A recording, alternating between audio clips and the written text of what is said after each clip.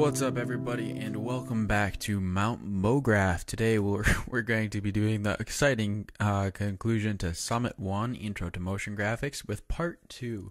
So I'm going to go and play this animation that we will finish up in today's Summit, and here it is.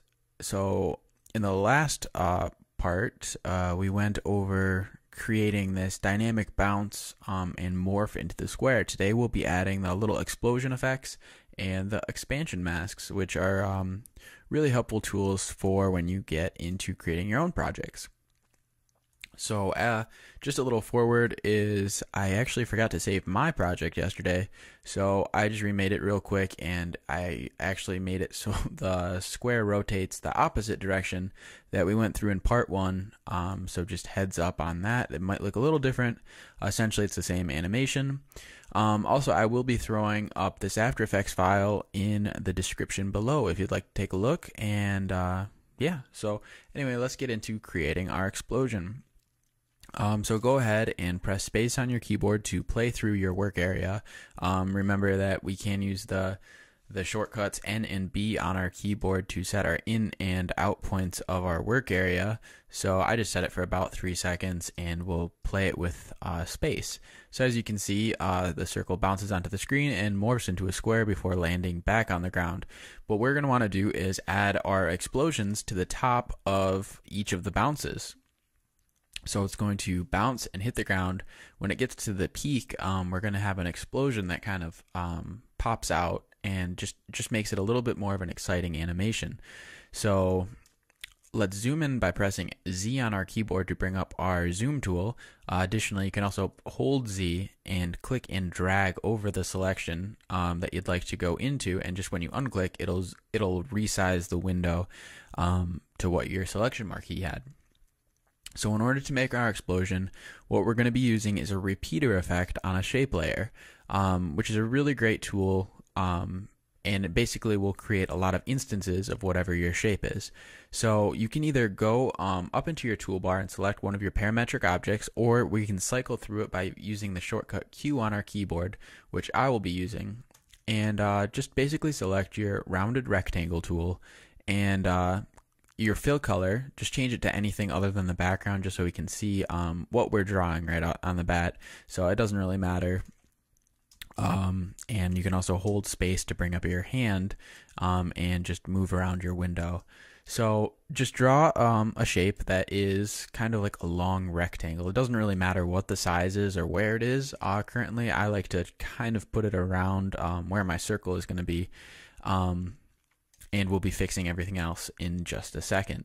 So on your layers, press enter on your shape layer 1 and rename this explosion, because that's what we'll be making. So let's zoom out. You can either use this, do this with your zoom tool, or you can go down to this little dialog box right here, click it and say fit up to 100% just to resize your window as large as it'll go depending on what your screen size is. Press V on your keyboard to bring up your mouse tool, or come up here in the toolbar and click the selection tool, actually is what it's called. And we're going to be using our color scheme, which is also able to be downloaded in the description below. I placed mine just on the side of my composition just so it doesn't come up in our final render, and it's kind of helpful to have objects out there that you won't be using often. You can just highlight them and drag them onto the screen. So now let's change the color of our spark. Explosion, spark, same thing.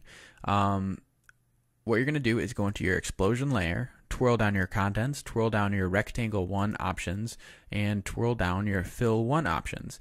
Now select your eyedropper tool, which is this icon right here. By clicking this tool, you can then click any item you see on the screen, and the object will change that color. So if I was to click this blue color on the timeline, as you can see, my object has now changed the color. This is why it's helpful to work with a color palette, because you can get all your colors just to have a really nice unity to them. So let's select our eyedropper tool and select the green on our color palette. Now that we have our explosion changed to the green, let's fit our window back up to 100%, select our color scheme layer, and with our selection tool, just drag it off the screen because we don't need to see that right now. Now press Z on your keyboard, click and hold, and use your selection marquee to resize your window up to where our explosion and our circle will be. Next, what we need to do is put our anchor point for our explosion where the object is. What we're going to be doing is go down into your transform options on your shape layer, click the twirl down arrow, and oh, whoopsie, sorry, don't do that one. You're going to want to go to your transform properties, rectangle 1 properties, twirl that one down, I do apologize, and go to your position properties and enter 0 and 0 for our X and Y properties. As you can see, the object has now aligned itself to where our icon is. I don't know what just happened. All right, so I Command Z just to get rid of whatever I just did, which was something odd. So now that we have our first piece of our explosion, what we're going to want to do is create a little animation, like a burst. So what we're going to eventually want our spark to do, spark or explosion, is like zoom out of our circle at the top of its bounce and just kind of add a little extra to our animation. So select your explosion layer and press U on your keyboard to minimize all your properties, and then twirl down your explosion layer, twirl down your contents layer, twirl down your rectangle 1 layer, and your rectangle path 1 properties. Now let's animate our size properties. Unclick your constrained proportions icon, so we're able to individually change our X scale and our Y scale, and set a keyframe by clicking the stopwatch next to your property. Go back just a little bit on our timeline and enter 0 for both of these properties. If we're going to play our animation, you'll see the object scale up. It kind of just appears out of nowhere. We'll get into the motion aspect of it in just a second, but right now we're just going to want it to kind of appear, and then we're going to scale it down again. So I'm going to actually just change my Y scale, because we're going to have it like burst out of nowhere from the center of our circle momentarily, and then scale down, and just to be safe, set another keyframe a little bit more down the timeline that zeroes out both X and Y properties.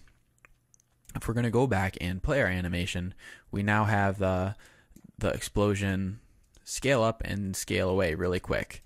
And in order for this animation to get a little bit more life to it, we are going to actually be animating the position as well.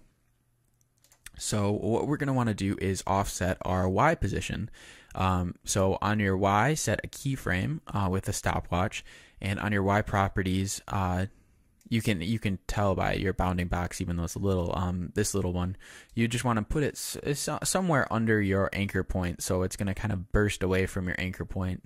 I set mine to 152. You can set it to anything. On your keyboard, use the K key to go to the following keyframe in your timeline until you get to the end of your scaling up and scaling down animation. Now we're going to set another keyframe where it has burst past its anchor point and like disappeared. So I'm going to set mine to -187. It's inverted, just FYI. And now we'll play our animation. So as you can see, it does play a little bit quick. We'll be fixing that shortly as well. But it scales up and scales down while it kind of bursts onto the scene. So now what we're going to want to do is create multiple copies of this object. Now we could go select our shape layer and make lots of copies of our shape layer, and then kind of mimic a circle, or do our best to make a circle, but that'd be very time consuming. And luckily After Effects does have a really cool property that I'll show you in just a second. So select your rectangle 1 layer and go to this add icon right here, click the arrow, and it'll bring up some additional properties you're able to add to your shape layer, much like how we added rounded corners to our square. Select your repeater property, and as you can see, the repeater property has now been added to our shape layer. Additionally, let's take a closer look. So press Z on your keyboard to bring up the zoom tool and use the selection marquee to highlight the area you'd like to zoom in and let go. And now we've zoomed into our scene. As you can see, there's now 3 different shapes that we've made. And this is the repeater tool, which basically takes a copy of what you made and makes multiple instances. So as you can see under the copies property, 3 is the selection. And we can also like turn this up or turn this down, and it'll create more or less copies. And all the animation keyframes we added to our first layer are going to also be put onto our repeater property instances. So this can create some really cool effects. So basically just move your timeline so you can see how many you're going to do. I'm going to use 10 copies of this repeater. And what this is going to do is we'll be able to bend our instances in a circle, so it's going to look like they explode, and we'll be able to do that all inside of one layer, which is going to be really great. So go down into your Transform Repeater 1 properties by twirling down, and as you can see, the position properties are 100 and a 0. So this is going to be on your x-axis. If we're going to put our mouse over it, you'll see we get the arrows and we can drag this. This is basically the distance between your copies. Let's set this to 0. Now all of the copies have the same exact anchor point. And now we're going to add some rotation. So since we have 10 copies and one full rotation is 360 degrees, we're going to want to make an even rotation for each of the instances, like a consecutive rotation. So by doing that, we're going to be using our rotation property. A cool thing about After Effects is you're actually able to select one of your property windows and say, for example, we want to do a simple math equation. Well, you can actually do that inside of your property window. So we're going to press 360, because that is one full rotation, divided by 10 copies. And what this is going to do is 36. Obviously, I could have done that in my head, but I mean, if you're using a different number, this is another helpful tool. So if we zoom in by pressing Z on our keyboard, we can see now all of our copies have made kind of an asterisk. I'm still not sure. I don't know how to say words, I guess.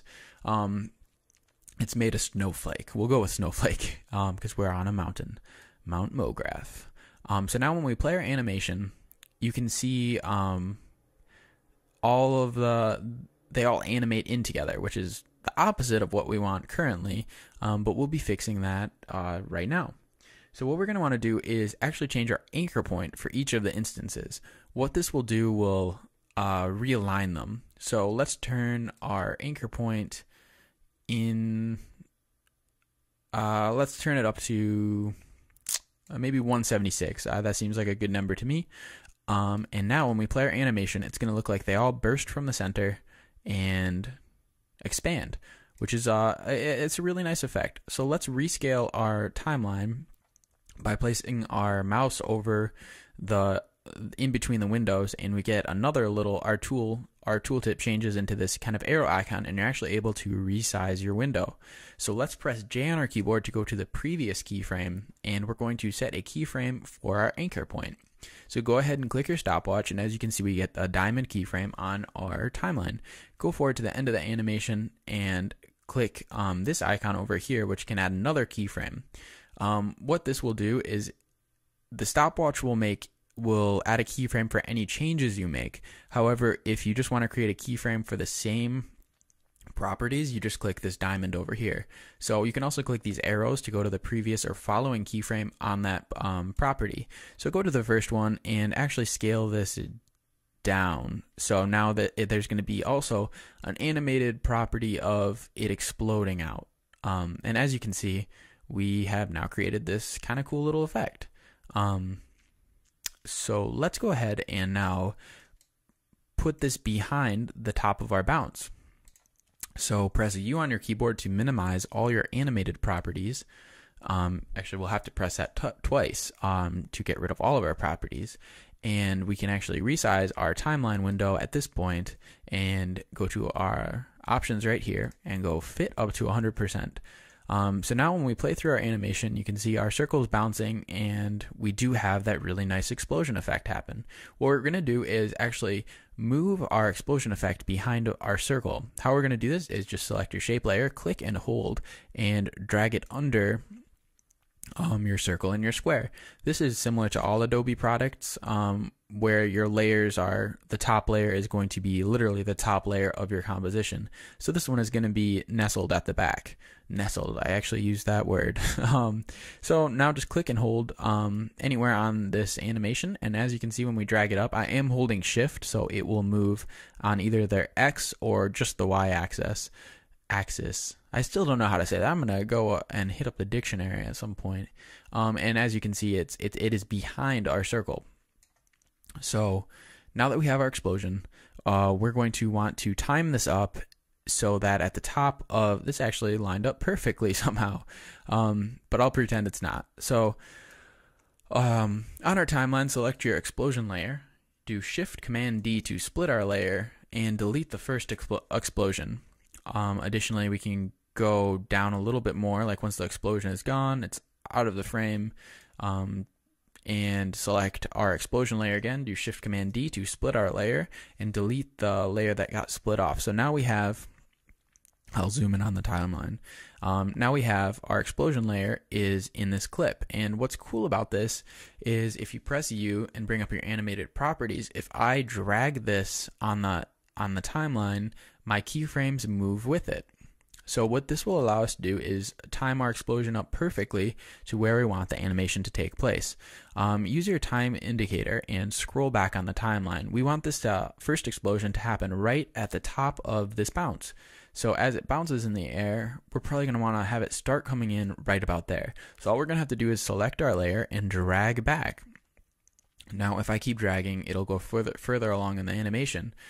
Basically just move it so your first couple keyframes are right at this position. So as the circle actually reaches the top of its bounce, it explodes. And this doesn't have to be perfect because this is going to be a really, really quick effect. So let's zoom out on our timeline and play this. So unselect all your layers just so we don't have the bounding box issues, and press space on your keyboard to play your animation. So that happens really quick, and we'll play it again. So as you can see, we have our explosion. And now let's make this explosion a little bit more interesting by adding a second color. Now what we could do is just copy this layer, but in order to keep our timeline much cleaner, we can actually copy that layer inside of this layer. Now this is getting like Inception or something. So what we're going to want to do is twirl down your explosion. Let me actually rename this to just a regular explosion. So we'll press enter on our keyboard and delete the number. So now we're going to twirl down our explosion layer, and as you can see, we have our rectangle 1 path. So all we're going to have to do is select your rectangle 1, which I will actually rename. You can rename your properties as well, which is really great. So press enter on your keyboard and rename this one green explosion.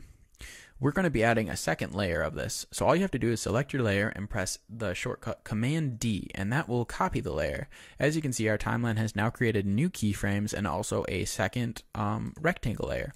So press enter on that one, and we're going to rename this one purple explosion. This purple explosion is going to be a second portion of animation that we will be able to change. So first, actually, let's go into our fill properties by twirling that down. Move your selection tool over your color palette that we moved off the screen, drag it back onto the screen, and we are now going to select our eyedropper for our new purple explosion layer. Select the eyedropper and just put it over the purple. Now, right now, you can't see that there's any changes, but we'll be changing all that just very shortly. So let's use our selection tool and drag the color palette once again off the screen so we can see what we're working with.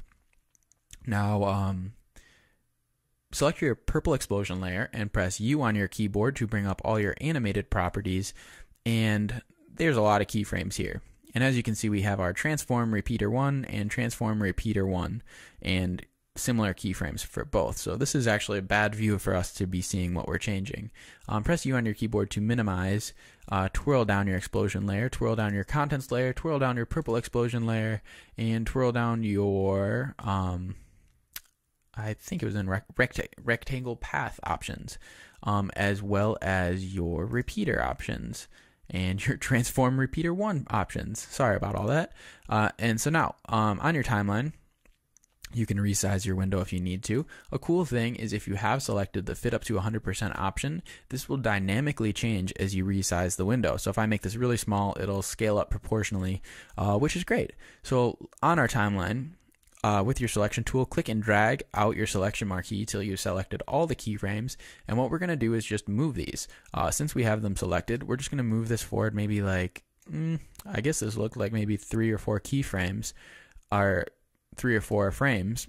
And so now when we play our animation, there's actually 2 instances of our effect that happen.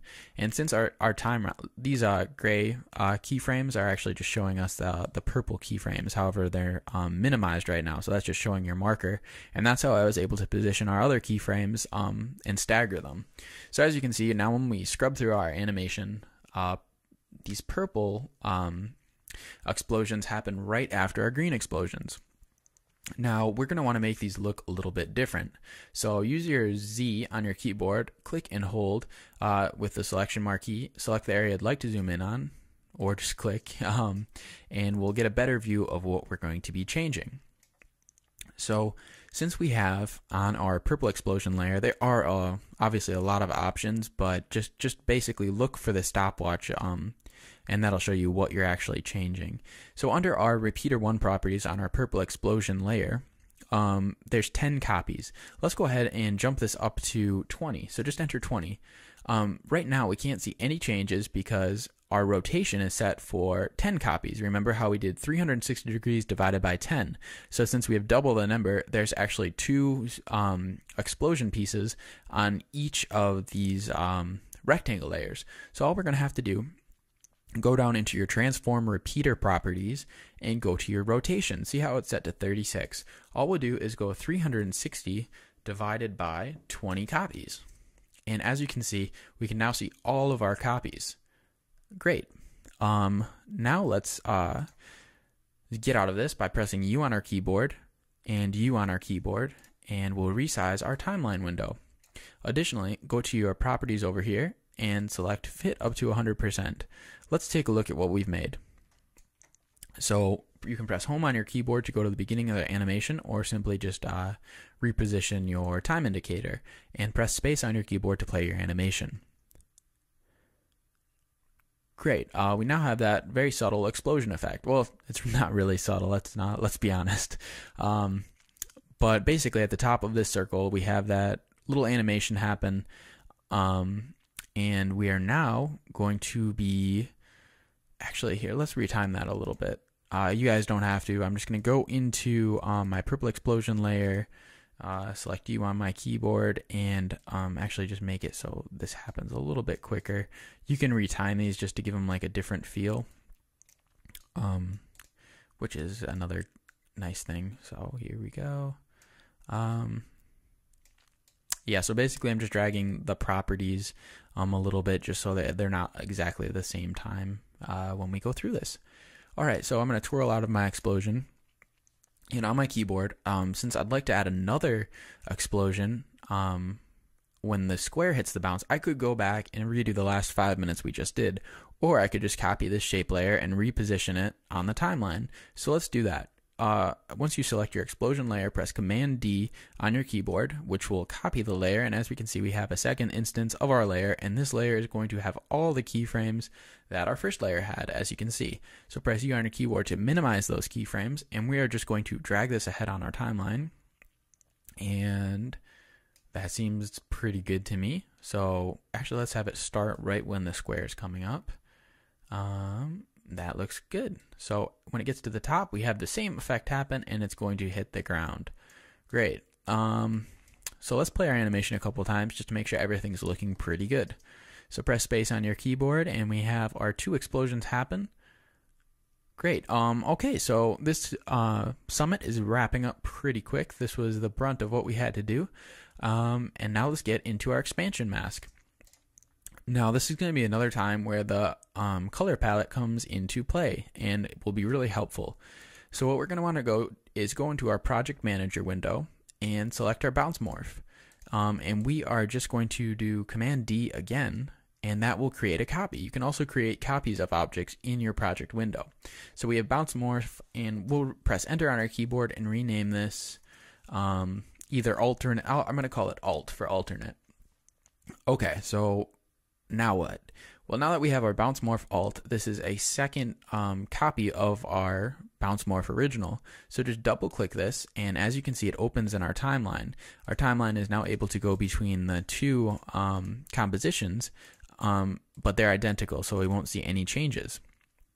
So in our bounce morph alt, just make sure you have that selected on your timeline, and we're going to zoom out a little bit just so we can see what we're changing.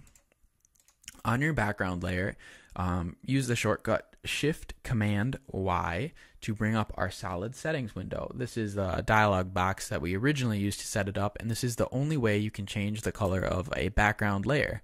Actually, let me cancel this. First, let's drag our color scheme onto our scene just so we can see it again.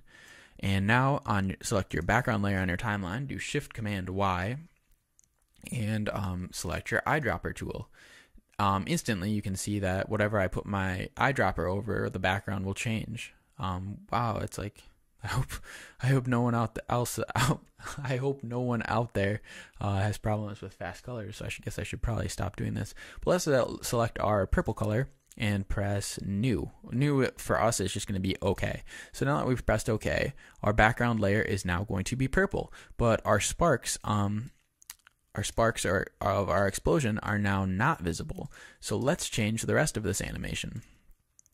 Go to your circle layer and twirl down, twirl down, twirl down. Go to your fill layer, and once again we'll use our eyedropper tool, and let's select the blue color.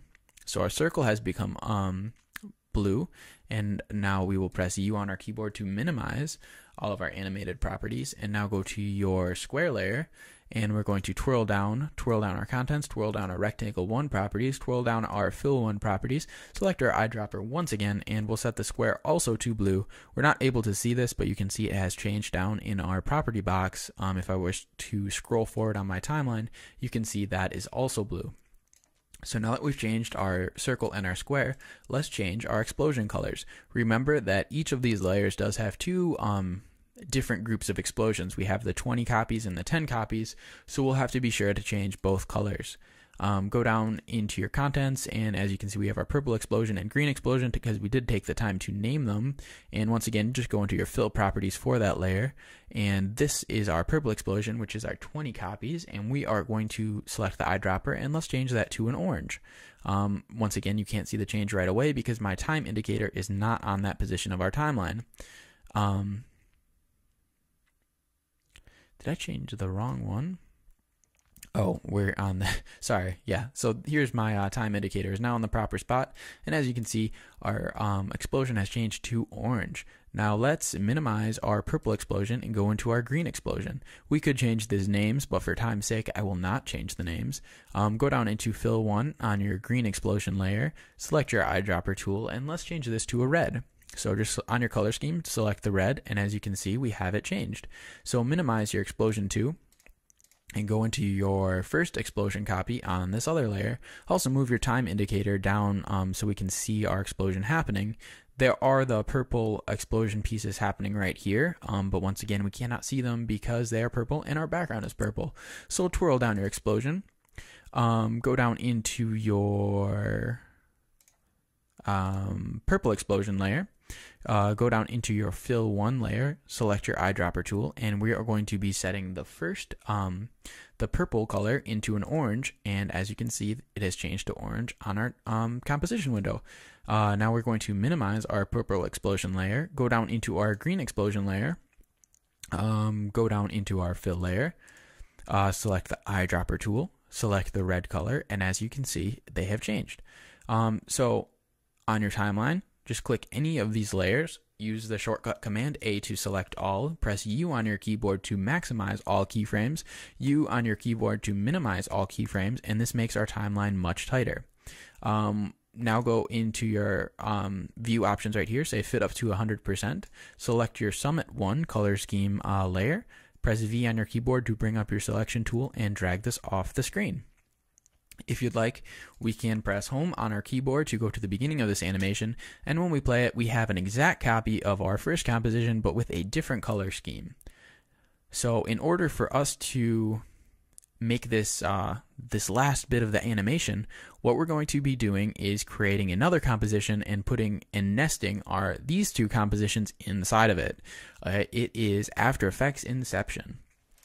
So how we can do this is either click this button to create a new composition, or on your keyboard press Command N to create a new composition, or in our case what we're going to be doing is clicking and holding Bounce Morph Original and dragging it down onto this composition icon, which will create a new composition sized exactly to the composition that we dragged into it.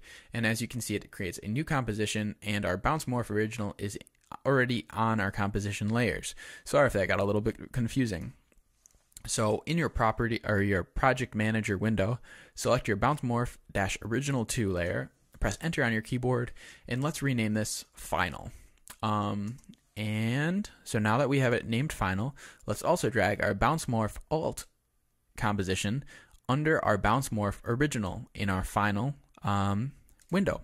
So now when we play it, we cannot see our alternate version, and that's because it is, once again, in terms of layers, it is underneath our original layer. However, if we click this icon over here, which is our view icon, I'm not sure what to call this one actually, you can see that our colors change, and this is just because we're making this layer visible and not visible. So now, in order for us to, at the top of this explosion, we want to make a quick little like magical effect and show the layer underneath and like the inverted color scheme, and then resume our animation. So how we're going to do this is create a new solid layer by pressing Command Y on your keyboard to bring up your solid settings, and we're going to resize this 1920 by 1920. And this will be creating a square instead of a rectangle. Make sure, this is very important, make sure your selection is set to white. So click your color property, and because we'll be using a Luma matte, which is based off the color of your, if we selected black, it would be, oh, this is confusing, but just select white. Okay, and we're going to name this one like Circle Mask or something, and press OK. So this will create the layer on top of our composition, which now hides everything. What we're going to do is be creating a circle mask and using the expansion properties of that to Luma matte our original layer. So in your toolbar, select your circle parametric object, either by pressing Q on your keyboard to cycle through all the different objects, or clicking and holding and bringing up this dialog box. Select your ellipse tool and double click it, and as you can see, this will create a mask on our layer. And as you can see, we have mask 1. What we're going to now do is, what are we going to do? Okay, so let's rename this. Actually, we don't need to rename it. Okay, on our Bounce Morph Original layer, go down into your track matte settings, which is this column right here. Right now it's set to none. Let's set this to Luma matte. So as you can see, we can now see the layer underneath where our circle is. And this little icon will show up to show you what you're doing. So under our mask properties on our circle mask layer, twirl that down, and as you can see, we have this property called expansion. So if I was to turn this up or turn this down, it changes the visibility of the layer underneath. So if I was to play this, it's like a little window into the other scene, and we'll be animating that to make our cool little explosion effect. So now what we're going to be doing is using a duplicate of this mask to create the okay, I'm getting ahead of myself. All right, so let's go to the top of our bounce. So at this point, we're going to want to have our expansion mask show up and change this animation. So press P on your keyboard to bring up your position properties of your mask and just reposition this basically where your circle is. Now twirl down your circle mask properties and twirl down your mask properties, twirl down your mask 1 properties, and go to your expansion. First, let's set it to subtract. So this is basically going to tell it to wherever the mask is to subtract that layer. I hope this isn't too much jargon, but basically just select subtract, and now it's going to be like an inverted view of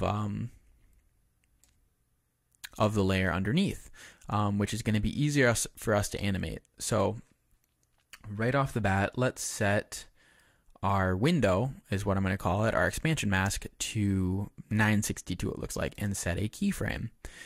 Go forward on the timeline. You want it to kind of end as the circle is falling back onto the ground before it changes into a square. So now I'm going to turn this up until, and as you can see, it changes into the second scene as I scale this up, and I will be scaling this up to 295. So now when I play my animation, you kind of get this quick little burst effect. But how are we going to get it back into the original composition, like go back through this window? What we're going to, I'm explaining this so badly. If you have questions, drop me a comment or message me, and I'll be sure to answer them. Future summits will be much more clear. So let's select our mask 1 layer on our keyboard, press Command D to copy this layer. As you can see, the keyframes are grayed out, showing that it did indeed copy, and we're going to set our properties to add. So now this is kind of like inverted our effect. And in order for us to change this effect, all we're going to have to do is select our keyframes and move them forward on our timeline. So this one will happen. You get a brief look at it, and then as it's falling, it changes back. And this is kind of fun. So we can actually do something like that. And we'll just play it. So let's play. Let's zoom out on our timeline. Press Command A to select all of our layers. Press U to minimize all of our layers. And we'll just play our animation. So this is the completed version. And it's very similar to the video I showed in the beginning. I will add my project file to the description below. I hope you find it useful. I hope it gives you a little bit insight into creating some cool effects inside Adobe After Effects. So once again, this is Matt with Mount MoGraph, and I've got some great summits coming up soon. So make sure to subscribe, like this video if you like it, dislike this video if you hate it. Drop me a comment, let me know what you'd like to see for future summits. So anyway, take care and get your learn on. See ya.